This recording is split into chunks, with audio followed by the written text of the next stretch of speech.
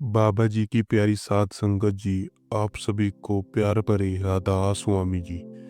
संगत जी, अक्सर कहा जाता है कि प्रभु को किसी चीज की कीमत से नहीं, भावना से मापा जाता है।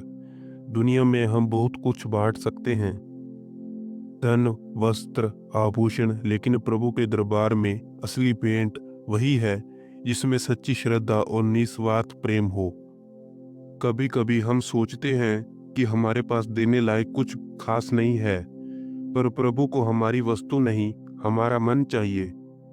अगर दिल में प्रेम और विश्वास है तो छोटी सी भेंट भी प्रभु के लिए अनमोल बन जाती है। आज हम आपको एक ऐसी ही घटना सुनाने जा रहे हैं। संगत जी, एक बार की बात है।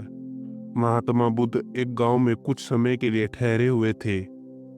हर दिन उनके प्रवचन सुनने के लिए दूर दूर से लोग आया करते थे। जब कुछ दिन बीत गए तो उन्होंने गांव छोड़ने का निर्णय लिया और सबको यह सूचना दे दी। जैसे ही लोगों को यह पता चला कि महात्मा बुद्ध अब यहाँ से जा रहे हैं, गांव वाले और बाहर से आए लोग एक जगह इकट्ठा हो गए। हर कोई उन्हें कुछ न कुछ भेंट देने लगा। कोई वस्त्र लाया, कोई फल, कोई धन संपत्ति। महात्मा बुद्ध सभी चीजें एक जगह रखवा रहे थे। इतने में एक बूढ़ी औरत कांपते हाथों से एक जूठा सा सेब लेकर उनके पास आई।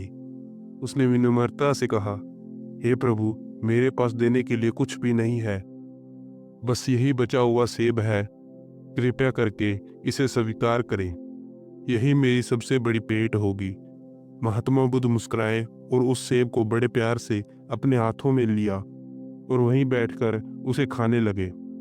यह देखकर उनके एक शिष्य से रहा नहीं गया और उसने पूछा, प्रभु, इतने लोगों ने आपको कीमती वस्तुएं भेंट की, आपने सब एक तरफ रखवा दिया, लेकिन इस बूढ़ी औरत का जूठा सेब आप प्रेम से खा रहे हैं, ऐसा क्यों? तब महात्मा बुद्ध ने शांत स्वर में उत्तर दिया, जो लोग मुझे भेंट दे रहे थे वे अपनी बचत में से थोड़ा थोड़ा दे रहे थे, ऐसा जो देने पर उन्हें कोई हानि ना हो।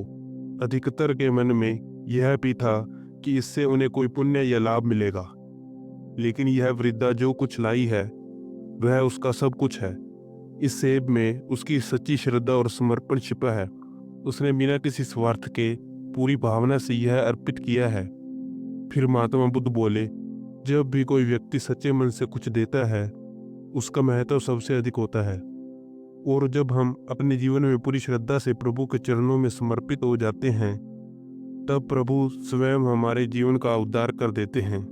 संगत जी, असली विद्वान वही है जो शरीर नहीं, आत्मा को देखे, क्योंकि यह शरीर तो मिट्टी का एक खोल है जो समय के साथ नष्ट हो जाएगा, पर आत्मा, यह तो अमर है, यह शाश्वत है, यह परमात्मा का अंश है। दुनिया में हम अक्सर लोगों को उनके रूप, रंग, कदकाठी से आंकते हैं, पर क्या कभी सोचा है कि यह सब क्षणिक है?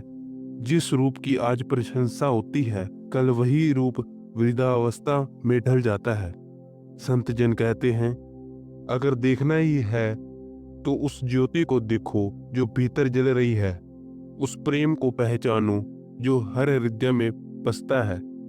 जब हम आत्मा को देखने लगते हैं तो हमें किसी में दोष नजर नहीं आता, बल्कि हर कोई हमें उसी ईश्वर का अंश दिखाई देता है।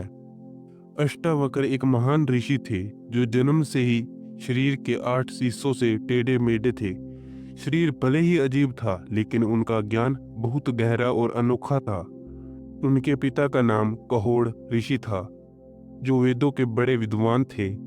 अष्टावक्र के जन्म से पहले उनके पिता कहोड़ ऋषि को धन की जरूरत के कारण राजा जनक की सभा में शास्त्रार्थ करने गए। वहां बहुत बड़ा आयोजन हो रहा था। राजमहल के सामने हजारों गायें खड़ी हुई थी, जिनके सींग सोने से जड़े थे और गले में कीमती रत्न मोती के हार पड़े हुए थे।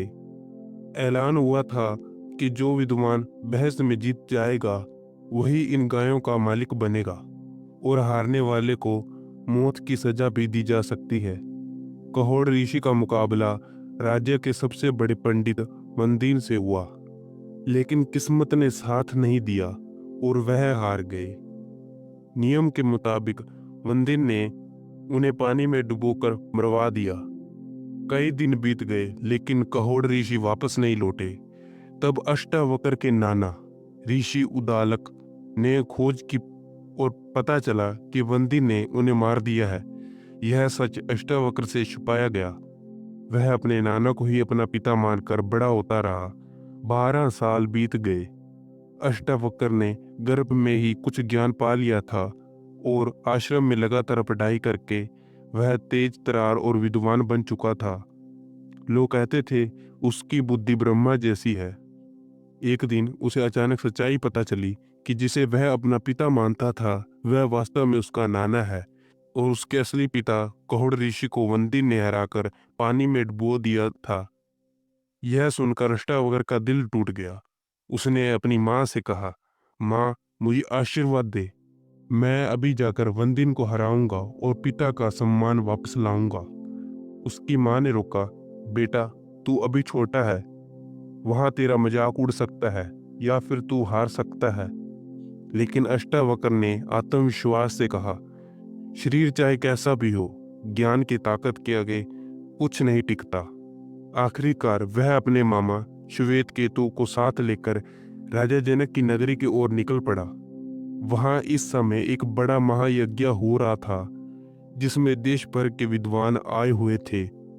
राजमहल पहुंचने पर अष्टावक्र ने अंदर जाने की कोशिश की लेकिन द्वारपाल ने रोक दिया। अंदर सिर्फ बड़े और अनुभवी ब्राह्मण ही जा सकते थे, बच्चों को इजाजत नहीं थी। अष्टावक्र ने गंभीर स्वर में कहा, क्या सिर्फ सफेद बाल होना ही बुढ़ापे का निशान है?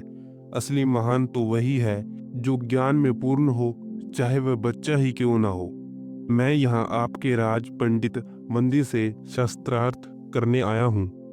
द्वारपाल उसकी बातों से हैरान रह गया और उसे अंदर जाने दिया। सुबह में प्रवेश करते ही लोग उसके टेढ़े मेढ़े शरीर को देखकर हंसने लगे। राजा जनक ने पूछा, बालक, सब तुझ पर हंस रहे हैं, पर तू क्यों हंस रहा है?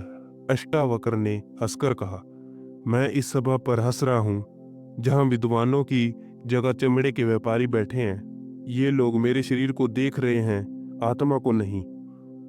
मंदिर टेढ़ा हो तो क्या आकाश भी टेढ़ा हो जाता है? घड़ा टूट जाए तो क्या पानी भी टूट जाता है?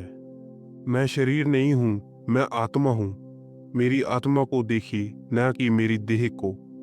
उसकी बातें सुनकर सभा में सन्नाटा छा गया। राजा जनक ने उसकी परीक्षा लेने के लिए बहुत कठिन सवाल पूछे जिनका अष्टावक्र ने तुरंत जवाब दे दिया।